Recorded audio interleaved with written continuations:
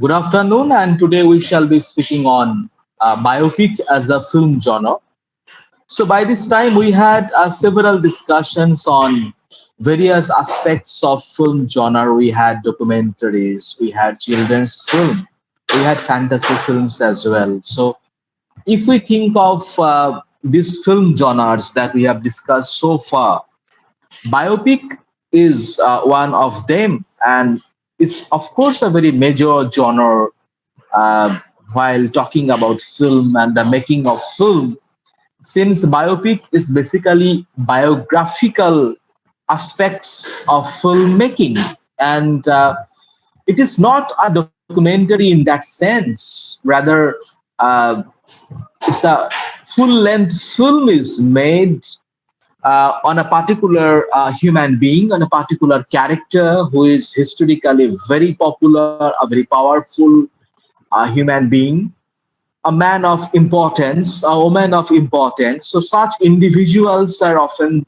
selected to make a film on their life so that it can be inspiring or it can have something that can be a matter of discussion. So biopic, this biographical film on the biographies of, it may be a historical figure or it may be a contemporary life of an individual.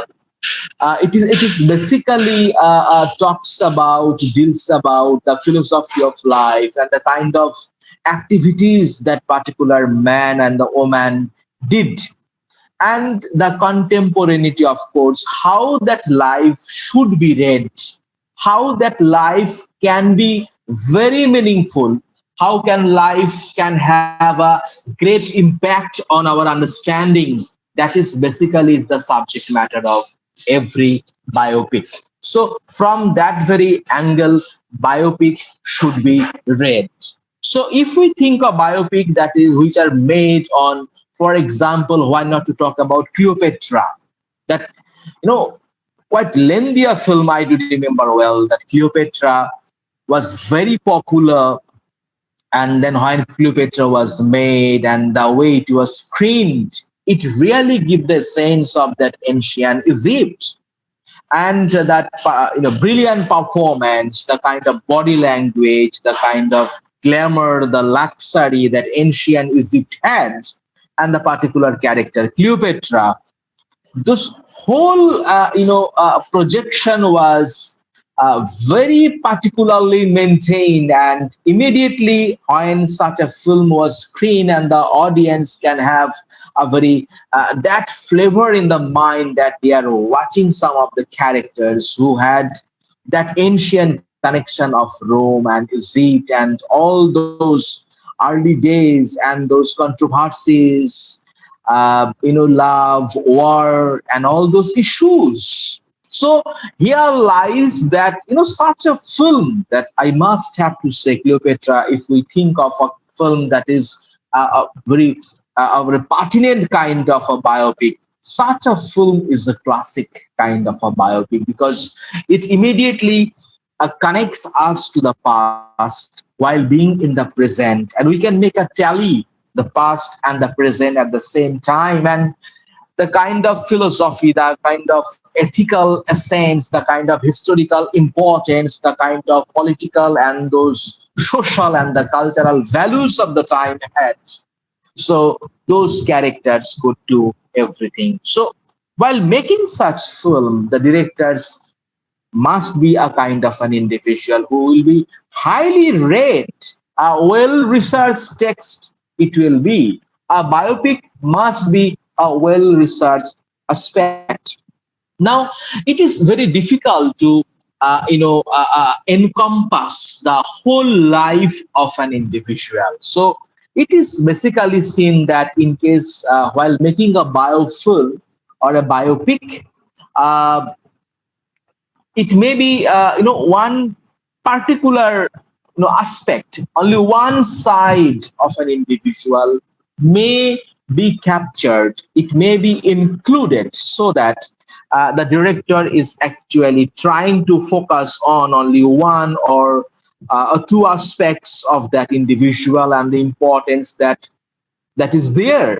So this kind of partial exposure to that individual, it may be a historical one, it may be a contemporary one.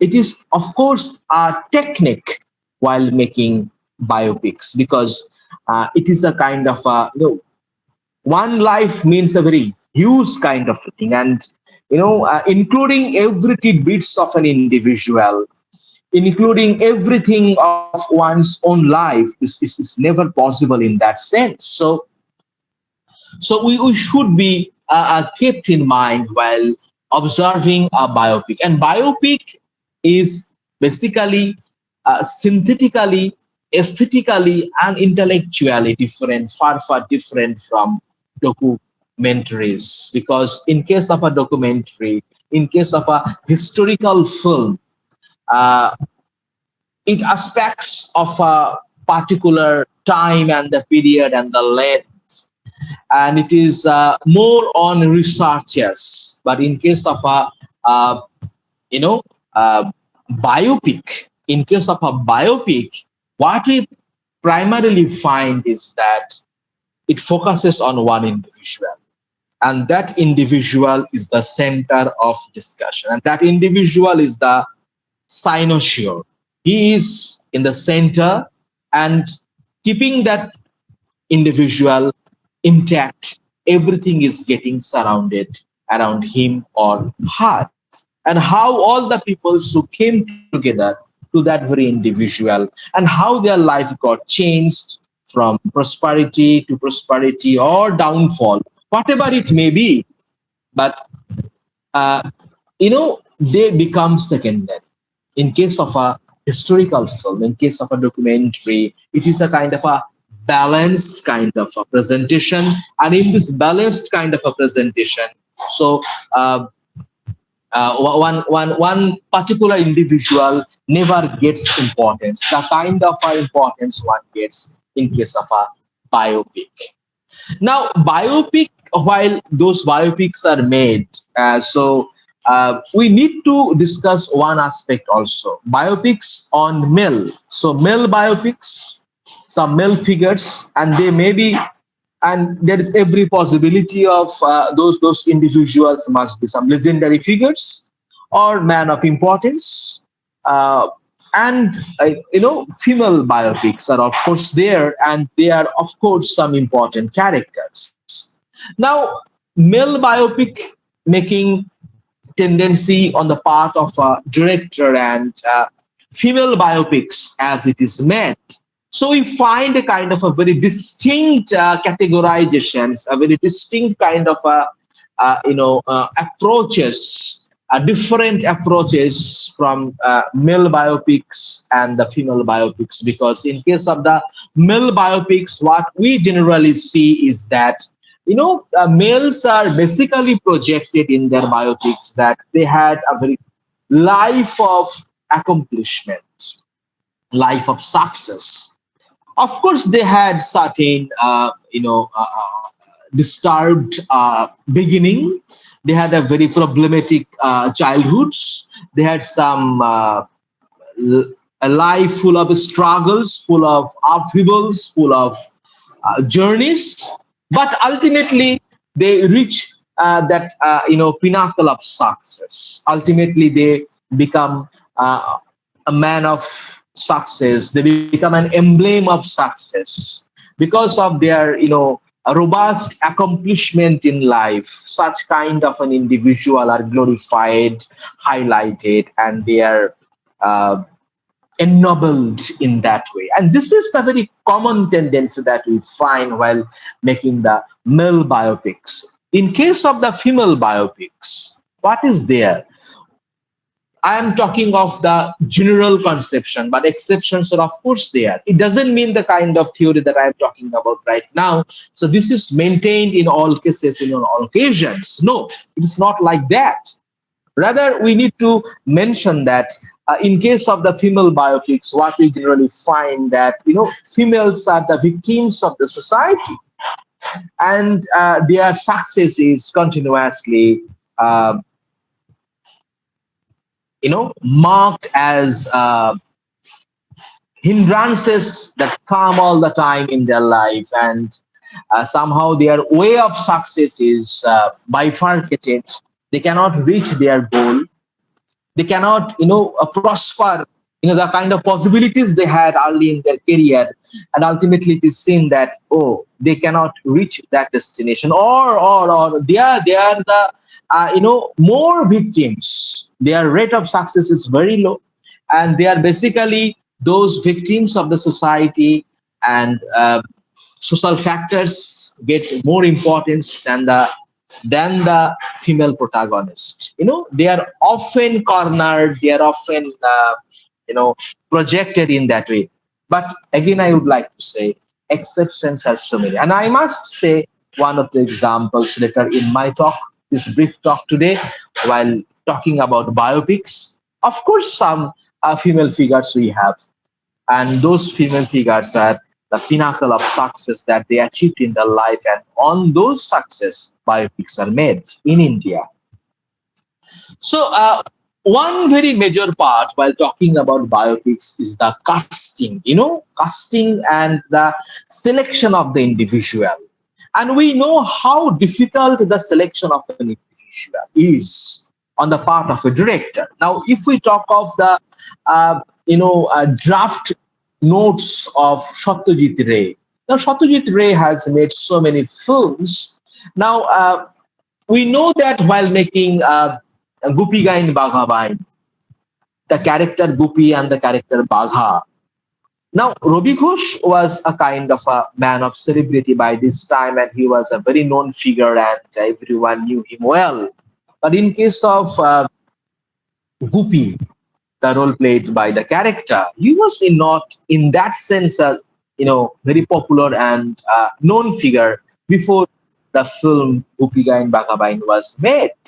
So what really happened? So it is generally found that Satyajit Ray actually used to draw the kind of a character should be to make the film successful. Okay, and it was the tendency of Satyajit Ray to, since he was an artist also, and we know he was a very commercial artist too, and he sketched so many, designs and advertisements because he had a very good connection to Shantiniketan.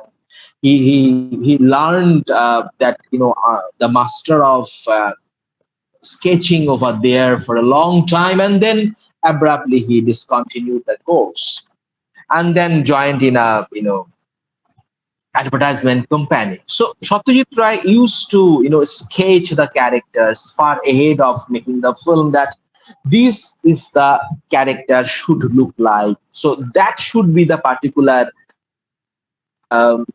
dress code, and this is how the man should behave, this is how the man should walk on, this is how he should communicate, and that should be the body language. So these are something that came in his mind far ahead. So while selecting, casting, selection of that particular character, they used to, and we find that he used to waiting for, searching for, even in the crowd, that who will be that perfect character, who maybe approached to be a part of the film, even if the man has no ABC of um, in that sense being a part of a film. He probably, he or she doesn't know what acting exactly is. So in spite of that, Satyajit Ray and his wife Vijay Rai, this two very good company, the husband and the wife, and the crew member of Satyajit Ray, they used together to sit together and to find out who should be that kind of a man and the woman. So the very same kind of thing we often face while making biopics, because the exact face finding is always difficult, and it is never exactly possible to the very detail of the person on whose life the film is being made. So uh, casting is always a very controversial issue. Casting is always a very difficult issue in making a film, biopics, because such kind of a similarity is hardly possible. But of course, nowadays the kind of techniques are there, the kind of um, other aspects, technological help, makeup men, and other third party issues are there, through which we can at least expect that uh, mm, the person who is selected for the biopic, he may be more or less very close to that figure who is the subject of the biopic. So it is of course a very difficult kind of a task, but it is not something that cannot be made. Rather, it is the kind of thing that directors have made them successfully done. Now, we know that Ben Kingsley is one of those names, an English, but Ben Kingsley was selected to play the role of Mahatma Gandhi. Uh, so Mahatma Gandhi's role, the way Ben Kingsley performed in the biopic of Mahatma Gandhi, uh, and the director was Richard Attenborough, and it was a brilliant, successful film biopic. And we know that I saw the film personally several times, and every time I saw, I found the kind of um, body language, the deliberation of the dialogues, and at the same time, the tendency to look the way Ben Kingsley is looking at other characters, the way Ben Kingsley is actually communicating, uh, the posture, everything is so minute. And that's probably the reason why Ben Kingsley's role as Mahatma Gandhi was very, very popular. It was so famous and it was so well appreciated. Yeah. So we know that such kind of things are done all the time. And the film Gandhi that came in 1982. And we also have so many other characters like, Downey. Downey played the role of Charlie Chaplin in the film Charlie Chaplin, the film Chaplin that came in 1992. It is also a kind of a brilliant biopic and exceptionally well. Another character that I would like to mention here is Eddie Redmayne. Eddie Redmayne's role as Stephen Hawking, and this film is also very, very popular. The Theory of Everything.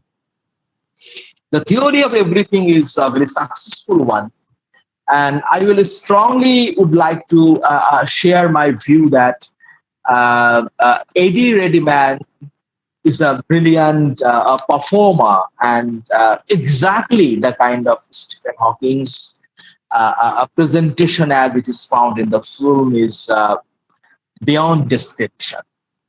Now, if I come to Indian context, nowadays we find that in Indian context, biopics are actually being made. Uh, uh, you know, so many ways. Biopics are actually continuously being made, and it is brilliant, simply brilliant, because probably India is a land of such legendary uh, characters. India is a land of some big shots. India is a land of so many such figures who maybe, uh, you know, uh, a kind of a great influence on the next generation or the upcoming generation. So biopic has a very big market in Indian context, and we know that such films are actually being made continuously. Mm, I would like to mention a few films that are made at random. For example, Manto. Manto is, of course, one of my all-time favorites, and this film is based on um, uh, Sadat Hassan Manto, and the way the role was played, it is, of course, a good one. Not in that sense, a commercially hit one, not so successful probably, but Manto should be mentioned in that sense.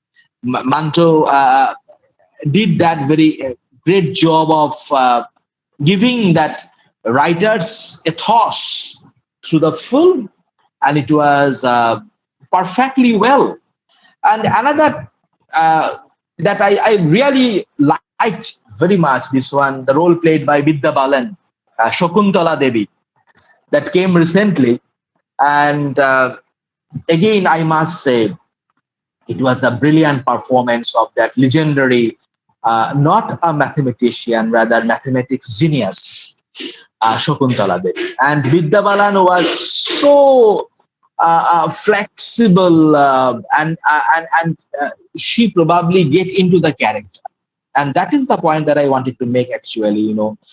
Shakuntala Devi's success, it's a journey that how she left her home and to uh, reached up to that very pinnacle of success. And she had to compromise so many things only to reach that pinnacle of success, pinnacle of achievements, family, parents, husband, children, everything she had to sacrifice. And the ending is, of course, very dramatic that I remember well. But Shakuntala Devi's achievement, that mathematics genius Shakuntala Devi, the way it was, the role was played by Vidya Balan, it's a kind of a perfect biopic, I must say, in that very angle. And Hrithik Roshan, the kind of a macho figure that we know in the film like Krish, in the film like uh, Jindagi Na Mile Dewara, and so many other films, the larger than life figures. The same man is, while performing in the film Super 30, a biopic. I must say that Super 30 is a brilliant one, exactly. And in Super 30, it's a biopic, of course, talks about a man who is that, the brainchild of IITians and one another mathematics genius. And he knows it well how to groom someone and can help someone to reach to the success. So Super 30 and the kind of role played by Hrithik Roshan, it's a brilliant one, perfect one, of course. And we know that soon after the release of the film, Super 30 was so famous that it was well acclaimed in the abroad, and Hrithik Roshan was also welcomed in some other institutions, so that he should speak something about the experience while making the film like this. Another one of my, such films are so many. We have Maricom, we have Sanju. These are all biopics. But Bhag Milka Bhag, I would like to mention personally, because in Bhag Milka Bhag, Milka Singh, who has recently passed away, and we would like to pay our tribute, we would like to pay our respect with this particular class, of course, our respect to Milka Singh. And in the film, we know that in Bhag Milka Bhag, the kind of very straining session, the kind of wound of partition, and that very heart-wrenching scene that gives me a lot of pressure while I watch that, young Milkha Singh is leaving Pakistan area, and his parents were butchered by the militants over there, and the parents were just saying Bhag Milkha Bhag, and Milkha Singh, the young one, is running after so that he can escape death from Pakistan. And this very reflection that comes to him all the time, and it happens same while he was on the running track, the very same kind of thing. So biopic is something continuously, and just came to know that a new biopic is coming soon on the life of Saurabh Ganguly, and there is biopic on Mahendra Singh Dhoni. Sushant Singh Rajput played that very role of Dhoni's biopic. And the kind of point that I was saying, it is not possible to encompass everything in toto, because one life is a very long journey. So in a very short film, it is very difficult one. But the way Sushant Singh Rajput played this particular role in the film Dhoni, it is something extraordinary. It is so pathetic. It is so full of success. And when Sushant actually, as an actor, when I watched the film as an actor, he could follow every tidbits, every body language, the way Mahendra Singh Dhoni puts on the helmet, and the way gloves are fixed while playing the match. Everything was followed in total. So here lies the success of a biopic. Biopic is, of course, a very tough genre, I must say. But whatever toughness there is, if the character, the main character, if he can follow, and he can get into the character so well, so then the film is obviously a very genuine kind of a performance. So that is we see. So that's all I had to say. Biopics, because the future of biopic in India and in abroad is enormous. So long films will be, biopics will go on, and it will be made continuously, because biopic has a different sort of charm. And at least sports biopics are coming soon. Saina, life of Saina Nehwal, the badminton queen of India. So a biopic is already made. So such biopics are numerous. So that's all. Thank you so much for your patient watch.